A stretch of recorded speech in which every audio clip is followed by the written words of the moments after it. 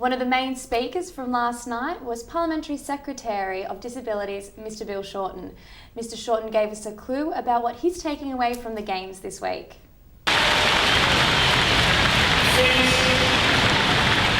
Since the beginning of the Olympics in ancient Greece, 2,800 years ago, when wars were interrupted and soldiers were allowed an interval of peace to compete on fields of honour for crowns of glory, sport has always been a way of honouring effort and praising personal discipline, and periodically as well, for a time at least, for avoiding and replacing war.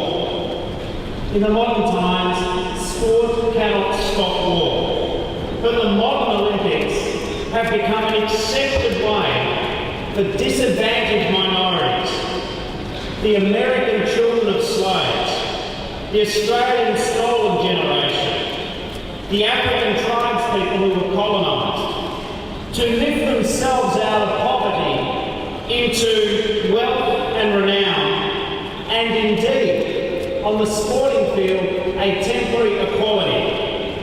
It is no accident that we look up to our athletes as role models, and that we cheer for them and we grieve for them for the ups and downs of their careers.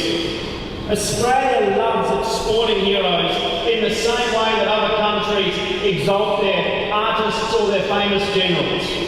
When we see athletes perform, we see courage, grace under pressure, the hard work. We see in our athletes virtues which we would wish to possess for ourselves.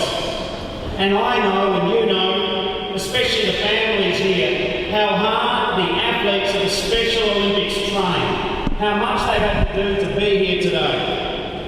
I'm not sure if most of the athletes here see themselves as ambassadors or role models or fighters against discrimination, but they are. All Special Olympians and their families are trying to right a wrong. For once, when you come to this part of Australia for these next 6 days, I do not see families who are struggling.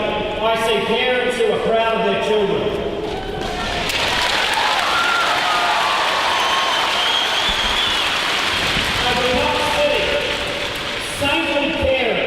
We wonder how they do it.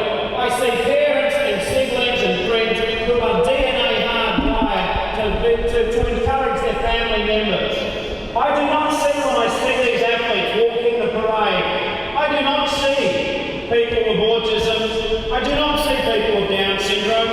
I see athletes in 22 different sports who are having a go.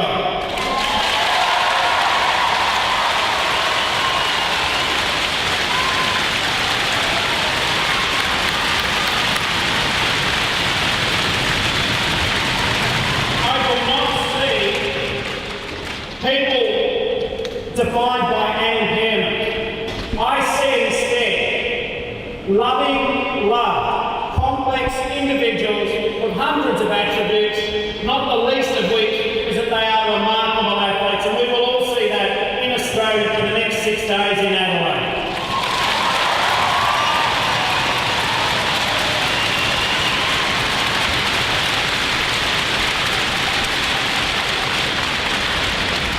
I love the Special Olympics because it gets people to stop looking at someone's disability and it gets them looking at their ability. And if we could bottle the next 6 days and sprinkle it over a whole year in Australia, then the world of Australia would be a far better place than it currently is.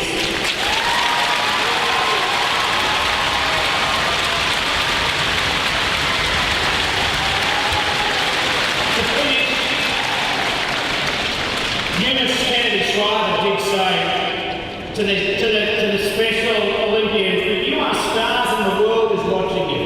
She was right. She said that by your presence you send a message to every village, to every city, to every nation, a message of hope. I would say to all of you here, the Special Olympics family, that you are modest people, but you are remarkable and generous and capable people. I'd like to say to you, play hard, play fairly, but above all, have fun, and most importantly, as your wife says, be brave in the attempt. Congratulations.